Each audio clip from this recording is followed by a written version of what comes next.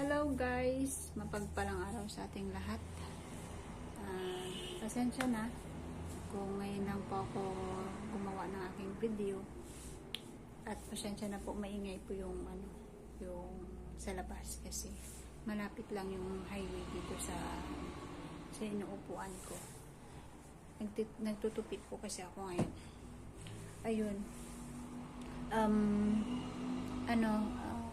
Happy New Year sa inyo lahat, lalong-lalo na sa pamilya ko, sa mga kilala ko. Happy New Year sa mga kilala ko, Happy New Year sa inyo, especially guys ang Ka-Business family. Happy New Year sa inyong lahat, Ka-Business official, Ka-Business family, Papa Dins TV, at lahat ng mga kagwangs ng Ka-Business official. Ayun, salamat sa inyong lahat.